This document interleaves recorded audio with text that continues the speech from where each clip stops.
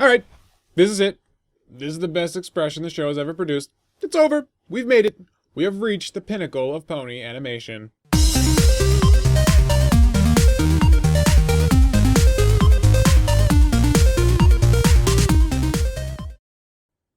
So when season 4 nails it, it fucking nails it. Pinkie Pride is easily one of the best episodes of season 4. There is just a ton of greatness packed into this 22-minute escapade of silliness. Where do I even start? Pinkie is treated like an actual character, holy shit! Episodes like this are why I don't like Pinkie randomly coloring in a coloring book in the middle of a crisis, or being distracted by a balloon. Pinkie is a freaking weirdo, but she's not stupid. She's acutely aware of everything that's going on around her, and even more than that, she's actually really sensitive. And this episode captures everything that's great and everything that's kind of wrong about Pinkie Pie. I'll be honest, I was mentally preparing myself to put this episode on blast and deal with the subsequent fallout from the moment I heard about it. I'm not the biggest Weird Al fan, so I thought that his presence might end up being a bit intrusive, but that wasn't the case at all. Cheese Sandwich, despite the weird name, was a great addition to the MLP cast even beyond his thematic purpose. He was a great compliment to Pinkie Pie and helped this episode be another great character study for her, as well as being a fun character in his own right, bringing his own brand of wackiness that complemented Pinkie's antics really well. Speaking of antics, the gags in this episode were fantastic, as they should be considering it's a Pinkie Pie episode. The goof off probably had the best jokes in it, cutting to the live action shots of Boneless and Gummy, as well as Cheese blatantly ripping off the Smile song and having Pinkie call him on it was fantastic. I can already hear some people probably calling the goof off as a really obnoxious scene though, and I kind of agree, it totally was, but you gotta understand that that was kind of the point. It was supposed to be over the top and a bit grating because the point of the scene was that the squabble between Pinkie and Cheese was overshadowing the reason they were fighting in the first place, to celebrate Dashie's so-called birth-anniversary. Right from the get-go, Dash isn't all that enthused with the two party planners going at it on her big day, but neither notice this because they're too busy trying to outgoof each other. Pinkie calls off the contest when she realizes her mistake. The whole reason she wanted to throw Dash a party was to make her happy. When her actions were doing the opposite of that, she gets the rainbow eyes and learns her lesson. I was also ready to criticize this episode for constantly repeating character names, especially Cheese Sandwich, but they totally had an awesome payoff at the end, calling back to a classic Western trope, which I oddly didn't find intrusive. Probably because A, Cheese is visually portrayed like that from the beginning, and B, Appaloosa has already established that style of world building in Equestria, as well as it being a great ending gag from Pinkie. One scene that really stood out for me, for reasons I can't really accurately express, was the small bit in the first song with Diamond Tiara and Silver Spoon. I should still really hate her forever for Flight to the Finish, but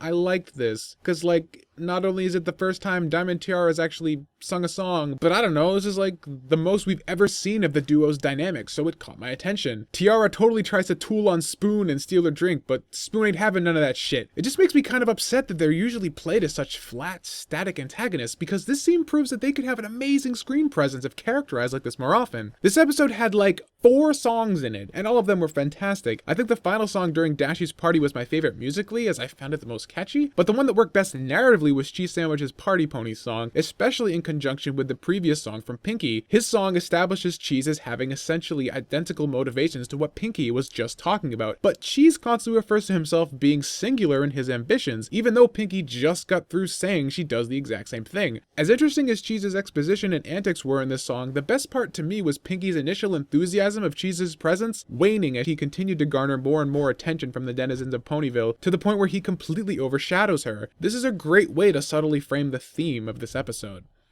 And that's really the meat of what's going on here. Theming. God damn, when season 4 wants to examine some new concepts, it picks some damn fine concepts to take a look at. Flight to the Finish talked about physical limitations of looking up to your heroes versus embracing your own identity. Rarity Takes Manhattan explored how one's best attributes can be taken advantage of and cause you to doubt yourself. And here, Pinkie Pride takes a look at the concept that I think was a friggin' long time coming, especially in a world like Equestria. How many times have people asked what happens when or if 2 ponies have the same special talent, or if it was even possible? Not only that, but this is such an amazing moral in its own right, and something totally relevant. How to deal with people who are seemingly better or more widely recognized for the same skill you mostly identify with. Cutie marks are a great way of simplifying the message to follow your passions, but not only is the real world not that cut and dry, but not everyone in the real world has a skill uniquely theirs. Naturally, there's a lot of overlap, which kind of takes the special out of special talent. Pinkie Pride decides to examine this shortcoming in the context of the show in an attempt to explain how to deal with the same problem in a society that's as interconnected as ours.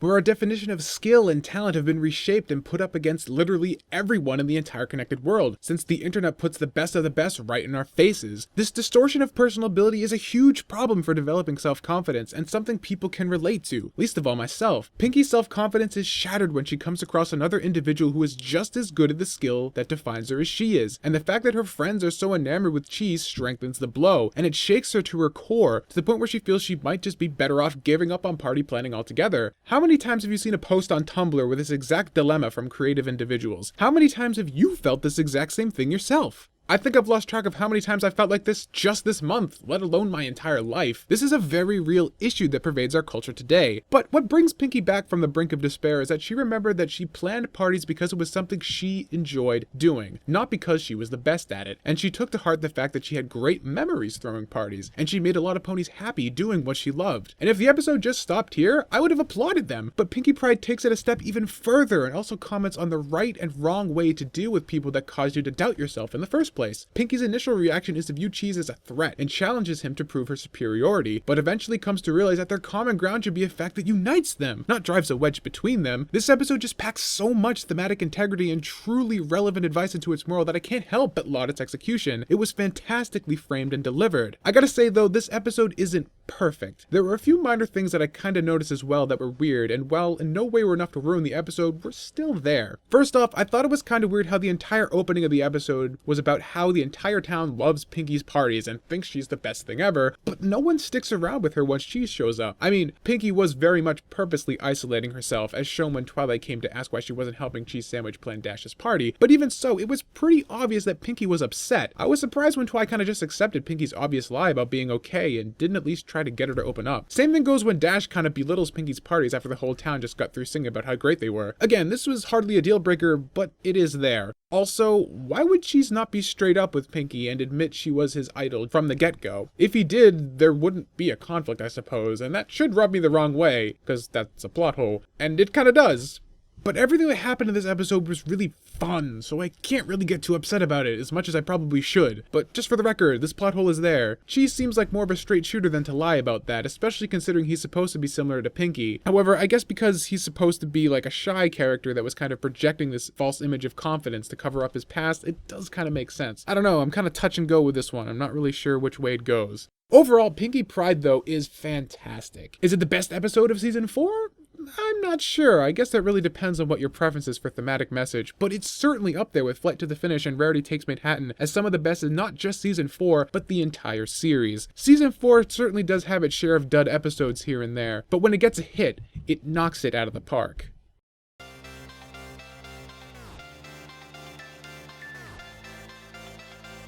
Now I have a question for you. Weird Al was a special celebrity guest in today's episode of MLP. If you could pick one celebrity to be a guest star on this show, who would you cast and how would you cast them? Let me know in the comments below. And if you have a question for me, I'll be doing a Q&A on this episode in the next few days. And the Q&A this week is going to work a bit differently. I've been having a hard time keeping up with all the questions I'm getting in the YouTube comments on DeviantArt and all the places that I put in the description below. I get thousands and thousands and thousands of messages, and digging through them is a bit difficult. So what I'm going to do for this week, and see if this works any better, is I'm going to resurrect one of my old Tumblr blogs, Brony Curious for Flies. If you have a question, feel free to leave it at that blog so I can have all the questions in one place, so it'll be a bit easier to find. Anon questions are enabled on that blog, so even if you don't use Tumblr, you can still go there and leave a question. Link to that, as well as all my other social media links, are in the description below, as well as Palette Swap's blog, so be sure to check that out. Till next time, I'm Tommy Oliver. Stay curious.